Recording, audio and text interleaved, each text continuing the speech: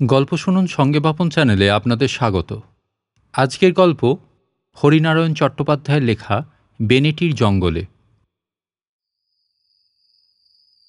অনেক বছর আগেকার কথা। তখন আমি সরকারের কৃষি বিভাগের সঙ্গে যুক্ত। আমার কাজ ছিল গাঁয়ে গাঁয়ে ঘুরে চাষাবাদের তদারক করা, চাষের ব্যাপারে চাষিদের কোনো অসুবিধা হচ্ছে কিনা দেখা। কোনো অঞ্চল থেকে হয়তো খবর এলো ধান গাছ সেরকম বাড়ছে না, কিংবা পাতাগুলো হলদে হয়ে যাচ্ছে, নয়তো নারকেল গাছে ফল ধরবার আগেই ঝরে পড়ছে, বেগুনে কালো কালো দাগ হচ্ছে, পোকায় পাট গাছ খতম করে দিচ্ছে। অমনি আমাকে ওষুধ বিশুধ নিয়ে ছুটতে হতো সেই অঞ্চলে। নিজের চোখে সব দেখে ব্যবস্থা করতে হতো। কাজটা আমার খুব ভালো লাগতো। যাওয়া আসা দৌড়ঝাঁপে কষ্ট হয়তো একটু হতো, কিন্তু বয়স কম থাকার জন্য সেসব কষ্ট আমার গায়েই লাগতো না। সত্যি কথা বলতে কি, দিল্লি, আগ্রা, পুরী, হরিদ্বারের চেয়ে এইসব গ্রামাঞ্চলে ঘুরে বেড়াতে আমার ভালোই লাগতো। এইসব জায়গায় গেলে আমার দেশ আর দেশের মানুষকে ভালোভাবে চিনতে পারা যায়। তাছাড়া আমি গেলে চাষিমহলে একটা আনন্দের ঢেউ বয়ে যেত। কে আমাকে কি খাওয়াবে তাই নিয়ে প্রতিযোগিতা। কেউ মুড়ি আনতো, কেউ গুড়, কেউ বা আবার ক্ষেতের শাকসবজি, ফল পাকুড়। চলে আসবার সময় সবাই দল বেঁধে আমাকে জিপে তুলে দিত, কিংবা আসতো বাসের রাস্তা পর্যন্ত। এ চাকরিও একদিন ছেড়ে দিলাম। কেন দিলাম সেই কথাটাই তোমাদের বলি। হঠাৎ আতাপুর থেকে খবর এলো সেখানকার চাষিরা মাথায় হাত দিয়ে পড়েছে।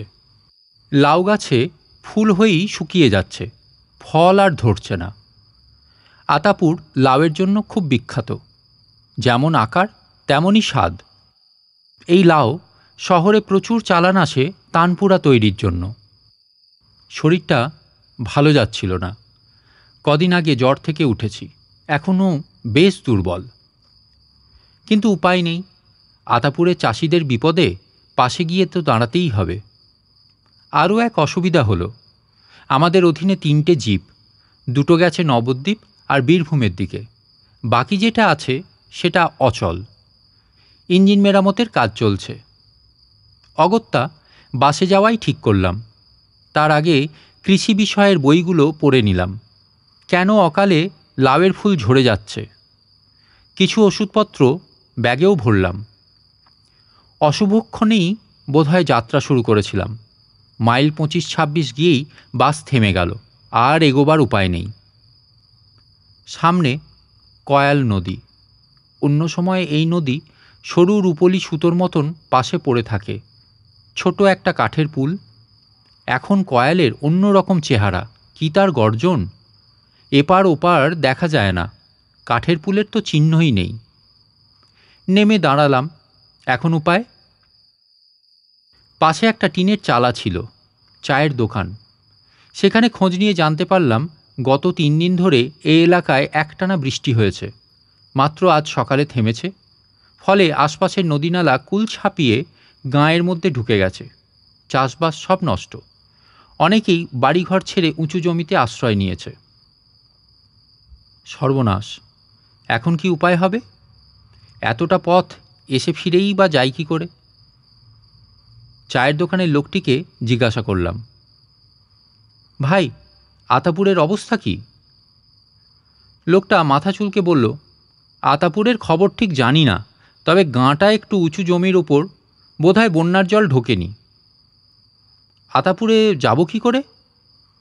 কেন, নৌকো করে বল্লভডাঙ্গা চলে যান, সেখান থেকে পায়ে হাঁটা রাস্তা আছে, রায়চণ্ডী হয়ে আতাপুর। তবে পথে জল পড়বে কিনা জানি না। ঠিক করলাম বরাত ঠুকে রওনাই হব। আকাশের অবস্থা খুব ভালো নয়। বৃষ্টি থেমেছে বটে, তবে আকাশ জুড়ে কালো মেঘ ঘোরাফেরা করছে। যে কোনো মুহূর্তে বৃষ্টি শুরু হয়ে যেতে পারে। তার উপর ফিরে যাবার রাস্তাও বন্ধ। বাস ফেলে রেখে ড্রাইভার আর কন্ডাক্টর সরে পড়েছে। সামনে দেখলাম কয়াল নদীতে গোটা 3 নৌকো পারাপার করছে। ব্যাগ কাঁধে ফেলে একটা নৌকোয় চেপেই বসলাম। মিনিট 20 মধ্যেই ওপারে বল্লভডাঙ্গা পৌঁছে গেলাম। রায়চণ্ডী পর্যন্ত অনেকেই সঙ্গী হলো। তারপর আতাপুরের রাস্তায় আমি একলা। মনে হলো এদিকে বন্যার প্রকোপ বেশি নেই, কিন্তু আতাপুরের কাছাকাছি গিয়েই দেখলাম দুপাশে জলের স্রোত, ক্ষেত খামার সব জলের তলায়। দুপাশের বাড়ি খালি, লোকজন সব সরে গেছে। গাঁয়ের মাঝখানে কৃষি বিভাগের বাড়ি, একতলায় অফিস, দুতলায় থাকার ব্যবস্থা। আমি এলে দুতলাতেই থাকি। অফিসের সামনে গিয়ে যখন পৌঁছলাম তখন অন্ধকার নেমেছে, চারদিকে ব্যাঙ আর তক্ষকের ডাক। ব্যাগ থেকে টর্চ বের করে দরজার উপর আলো ফেললাম। দরজায় বিরাট তালা ঝুলছে। সর্বনাশ! এখানে রাতটা কাটাবো কোথায়? ব্যাগের মধ্যে পাউরুটি আর কলা এনেছিলাম, তাও শেষ হয়ে গেছে। আশপাশের বাড়ি বন্ধ, লোকেরা আশ্রয়ের জন্য যে যেখানে পেরেছে পালিয়েছে। যদিও আতাপুর গ্রামটা উঁচু জায়গায়, তবুও জোর করে কিছু বলা যায় না। বন্যার জল বাড়লেই গ্রামে ঢুকে পড়বে। নিরুপায় হয়ে এদিক ওদিক দেখলাম, কোথাও কেউ নেই। রাতটা হয়তো অভুক্ত অবস্থায় কৃষি অফিসের বারান্দাতেই কাটাতে হবে। সেটাও মোটেই নিরাপদ নয়। কিছুটা এগোতেই নজরে পড়ল পাশের একটা কুঁড়ে ঘর থেকে আলো দেখা যাচ্ছে। তার মানে লোক আছে ভেতরে। এগিয়ে গিয়ে বললাম, কে আছো? বাইরে এসো। দীর্ঘ একটা ছায়া। কাছে আসতে লণ্ঠনের আলোয় চিনতে পারলাম তিলক, কৃষি অফিসের বেয়ারা। সকলের ফাইফরমাস খাটে। ধরে প্রাণ এলো। তিলকের কাছে নিশ্চয়ই অফিসের চাবি আছে, বাইরে রাত কাটাতে হবে না। জিজ্ঞাসা করলাম, আমার চিঠি তোমরা পাওনি? তিলক ক্ষণক্ষণে গলায় উত্তর দিল, আর চিঠি? চারদিকে যা ব্যাপার, পিয়নই আসছে না কদিন ধরে, চিঠি বিলি করবে কে? আচ্ছা দাও, অফিস ঘরের চাবিটা দাও। চাবি তো সুনন্দবাবুর কাছে, তিনি তো চাবি দিয়ে চলে গেছেন। চলে গেছেন? কোথায়? তার তো বাড়ি নন্দীপুর। নন্দীপুরে সুনন্দবাবুর বাড়ি তা জানতাম। আতাপুর আর নন্দীপুর পাশাপাশি গ্রাম, মাঝখানে 2.5 মাইল। 2.5 মাইল পথ হয়তো বেশি নয়, কিন্তু দুগ্রামের মধ্যে ঘন জঙ্গল, এপাশে শ্মশান। দিনের বেলা খুব প্রয়োজন না হলে সে জঙ্গলে কেউ ঢোকে না। বছরখানেক আগে সুনন্দবাবুর সঙ্গে একবার তার বাড়ি গিয়েছিলাম, কিন্তু সে তো দিনের বেলা, তাও দেখেছি ঝুপসি অন্ধকার। তিলকের কুঁড়ের যা অবস্থা তাতে রাত কাটানোর প্রশ্নই ওঠে না। একমাত্র উপায় নন্দীপুর চলে যাওয়া। আকাশে মেঘের ফাঁকে ফাঁকে চাঁদের আলো রয়েছে, পথ চলতে অসুবিধা হবার কথা নয়। তিলককে তাই বললাম, তাহলে আমি নন্দীপুরেই চলে যাই। এই রাতে? এছাড়া আর উপায় কি? এখানে থাকবো কোথায়? খাবো কি? তা অবশ্য ঠিক। চলে যান রামনাম করতে করতে। রামনাম করতে হবে কেন? মাঝখানে শ্মশান পড়বে তো, অপদেবতাদের উপদ্রব, তাই বলছি। ভূতের ভয় আমার কোনো কালেই ছিল না, কাজেই সেদিক থেকে কোনো অসুবিধা নেই। একমাত্র ভয় ছিল দুর্বৃত্তদের। কিন্তু দুর্বৃত্তরা আমার কীই বা নেবে? হাতঘড়ি, টর্চ আর সামান্য কিছু টাকা, এইসব ভেবে কোনো লাভ নেই। নন্দীপুর যাওয়া ছাড়া আমার আর অন্য কোনো পথ ছিল না। 2.5 মাইল পথ যেতে বড়জোর 2.5 ঘন্টা লাগবে। একবার সুনন্দবাবুর বাড়ি গিয়ে পৌঁছতে পারলে আহার আশ্রয় 2 মিলবে। ব্যাগটা কাঁধে ফেলে চলতে শুরু করলাম। পথটা যতটা সহজ হবে ভেবেছিলাম ততটা কিন্তু হলো না। একেবারে অন্ধকার বন, বট, পাকুড় আর অশ্বত্থের জটলা। গাছ থেকে বিরাট বিরাট সব ঝুড়ি নেমে জায়গাটা অন্ধকার করে রেখেছে। চাঁদের আলো গাছের পাতায় ঢাকা পড়ে গেল। টর্চ জ্বাললাম। পায়ে চলা পথ খুব সরু। ভূতপ্রেতের ভয় হয়তো করি না, কিন্তু সাপখোপের উপদ্রব তো আর উপেক্ষা করতে পারি না। সাবধানে এদিক ওদিক দেখে এগোতে লাগলাম। একমাত্র ভরসার কথা, হাঁটু পর্যন্ত গামবুট ঢাকা, ছোবলে বিশেষ ক্ষতি হবে না। এ জঙ্গলের নাম বেনেটির জঙ্গল। কেন এ নাম জানি না, জানবার কোনো আগ্রহও ছিল না। কোনো রকমে এটা পার হতে পারলে বাঁচি।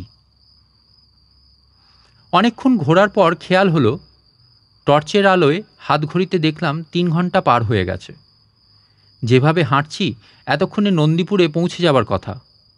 তাহলে নিশ্চয়ই পথ হারিয়েছি। চলার গতি আরও দ্রুত করলাম।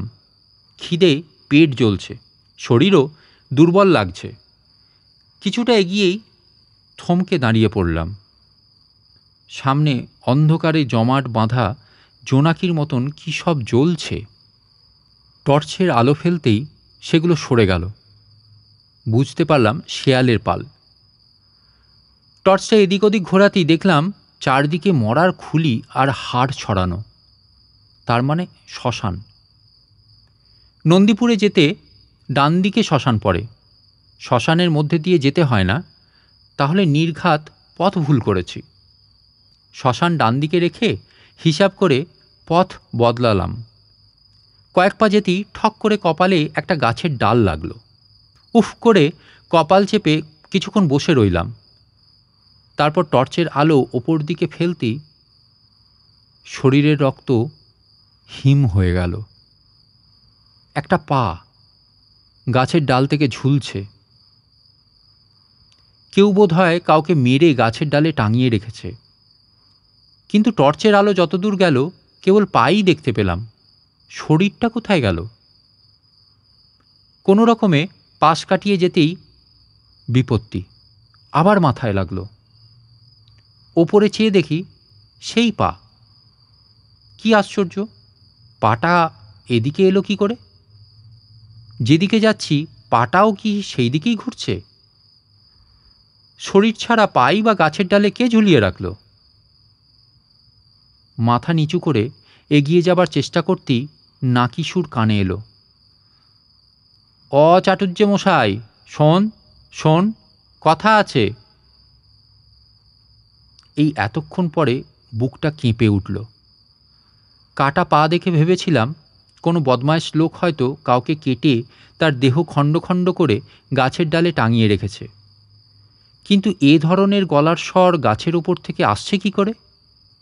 কেউ কি গাছের ডালে বসে ভয় দেখাচ্ছে? ওপরের দিকে চেয়েই চমকে উঠলাম। টর্চের আলোয় যা দেখলাম তাতেই গায়ে কাঁটা দিয়ে উঠল। বিরাট একটা কঙ্কাল, মাথাটা গাছের মগডাল ছাড়িয়ে। কঙ্কালের চোখে সচরাচর যেমন হয় গর্ত নেই, তার বদলে লাল দুটি সার্চ লাইট। আলো দুটি অনবরত ঘুরছে। কাঁধের ওপর ধপধপে একটা পৈতা। স্বীকার করব না, লোকে আমাকে খুবই সাহসী বলে জানত। আমি নিজেও ভূতপ্রেতের কাহিনীকে একদম পাত্তা দিতাম না, হেসে উড়িয়েই দিতাম। কিন্তু সে রাতে বেনেটির জঙ্গলে চোখের সামনে যে দৃশ্য দেখেছিলাম তা জীবনে ভুলতে পারব না। সে কথা মনে হলে এখনও মাঝরাতে শিউরে উঠি। ব্যাগটা আঁকড়ে ধরে আমি বিদ্যুৎ বেগে ছুটতে আরম্ভ করেছিলাম। কি হলো রে, ছুটছিস কেন? কথাটা শুনে যা। মনে হয়েছিল গলাটা যেন ক্রমেই কাছে আসছে। প্রত্যেক গাছের ডালে বিরাট আকারের সেই কঙ্কাল পা। নিশ্চিত মৃত্যু বুঝতে পেরে আমি পাগলের মতন ছুটতে শুরু করেছিলাম। কাঁটা গাছে হাত পা ক্ষতবিক্ষত। কতবার যে গাছের শিকড়ে পা আটকে পড়েছিলাম তার ঠিক নেই। তবু সেই নাকি সুর থেকে রেহাই নেই। ওরে, তুইও বামুন আমিও বামুন, তোকে কিছু করব না, একটু দাঁড়া। বেনেটি জঙ্গল ছাড়িয়ে যখন সুনন্দবাবুর দরজায় পৌঁছেছিলাম তখন রাতের অন্ধকার কেটে ভোর হচ্ছে। শরীরে আর এক বিন্দু শক্তি অবশিষ্ট ছিল না। কোনো রকমে একবার দরজার কড়া নেড়েই অজ্ঞান হয়ে পড়েছিলাম। যখন জ্ঞান হয়েছিল তখন দেখলাম বিছানায় শুয়ে আছি, পাশে সুনন্দবাবু, একটা চেয়ারে ডাক্তার। চোখ খুলতেই ডাক্তার বলল, আর ভয়ের কিছু নেই, একটু গরম দুধ খাইয়ে দিন, আমার সঙ্গে কাউকে পাঠান, ওষুধ নিয়ে আসবে। বিকেলের দিকে শরীর ঠিক হয়ে গেল। বিছানার ওপর উঠে বসলাম। সুনন্দবাবু বলল, কি হয়েছে বুঝতে পেরেছি স্যার। বেনেটি জঙ্গলে দুর্লভ চক্রবর্তীর পাল্লায় পড়েছিলেন। দুর্লভ চক্রবর্তী? হ্যাঁ, আমাদের গাঁয়ের পুরোহিত। অপঘাতে মরে বেচারি ব্রহ্মদৈত্য হয়ে রয়েছে। বামুন দেখতে পেলেই অনুরোধ করে গয়ায় পিণ্ড দেবার জন্য। অপঘাতে মারা গেছে? হ্যাঁ স্যার, শুনুন তাহলে বলি কাহিনীটা। সুনন্দবাবু বলতে শুরু করল। দুর্লভ চক্রবর্তী নিষ্ঠাবান ব্রাহ্মণ। আশেপাশের গাঁয়ে পুজো, বিয়ে, পৈতে, অন্নপ্রাশনের কাজ করে যা উপায় করতেন তাতেই তার বেশ চলে যেত। বাড়িতে শুধু বউ আর একটি ছেলে। কিন্তু ভগবান মানুষকে সব সুখ তো দেন না। ছেলেটা বিশ্ব বখাটে, লেখাপড়া করলই না, বদমাইশির জন্য স্কুল থেকে নাম কেটে দিয়েছিল। বাপ বুঝিয়েছিলেন, আমার সঙ্গে চল বাড়ি বাড়ি, পুজোর কাজ শিখবি। ছেলে সেসব কথা কানেও তুলত না। একদিন অবস্থা চরমে উঠেছিল। দুর্লভ চক্রবর্তীর জ্বর, অথচ গাঁয়ের জমিদার বাড়িতে নারায়ণ পুজো। জমিদারি আর নেই, কিন্তু জমিদার বাড়ি নামটা আছে। মাসকাবাড়ি বন্দোবস্ত, ভালোই দক্ষিণা। দুর্লভ চক্রবর্তী ছেলের খোঁজ করলেন। ছেলে নেই, ভোরে আড্ডা দিতে বেরিয়েছে। জমিদার বাড়ির লোক এসে চেঁচামেচি করে গেল। ছেলে ফিরল দুপুরবেলা। দুর্লভ চক্রবর্তী কাঁথা জড়িয়ে দাওয়ায় বসেছিলেন। রাগে অগ্নিশর্মা হয়ে ছেলেকে যাচ্ছে তাই গালাগাল করলেন, খড়ম ছুড়লেন। খড়ম ছেলের গায়ে লাগল না। ছেলেটিও অকাল কুষ্মাণ্ড। উঠানের ওপর একটা বাঁশ পড়েছিল, তাই তুলে নিয়ে সোজা বাপের মাথায়। দুর্লভ চক্রবর্তী ছিটকে পড়েছিলেন। চারিদিকে রক্তস্রোত। ছেলে নিখোঁজ। কবিরাজ আসার আগেই সব শেষ। সেই থেকে দুর্লভ চক্রবর্তী বেনেটির জঙ্গলে বটগাছের ডালে বাসা বেঁধেছেন। কারো ক্ষতি করেন না, কেবল বামুন দেখলেই অনুরোধ করেন গয়ায় পিণ্ড দেবার জন্য। অন্য সময় হলে আমি সুনন্দবাবুর কথাগুলো বিশ্বাসই করতাম না, কিন্তু কানে তখনও সেই নাকি সুর ভেসে আসছে। চাটুর্যে মশাই, শোন শোন। চোখ বন্ধ করলেই দেখতে পেলাম বীভৎস কঙ্কাল মূর্তি, কাঁধে পৈতা, দুটি চোখে আগুনের গোলা। শহরে ফিরে এসেই চাকরিতে ইস্তফা দিয়েছিলাম। আপনারা শুনছিলেন গল্প শুনুন সঙ্গেবাপন চ্যানেলে আজকের গল্প হরিনারায়ণ চট্টোপাধ্যায় লেখা বেনেটির জঙ্গলে। গল্পটি ভালো লেগে থাকলে ভিডিওটিতে লাইক করুন, আর এরকম গল্প শুনতে গেলে চ্যানেলটিকে সাবস্ক্রাইব করুন। আবার দেখা হচ্ছে পরের গল্পে। আজকের মতো টাটা।